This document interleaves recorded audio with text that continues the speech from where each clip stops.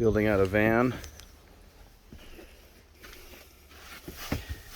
So that pillar right behind the sliding door goes all the way through the bottom. And if I can get this light to work, then you can see it's just a plastic divider. Drill a hole through that to a 1/2-inch PVC. I use this came with the sink, the flexible black rubber, and then that is irrigation pipe, some red hot glue. I ran a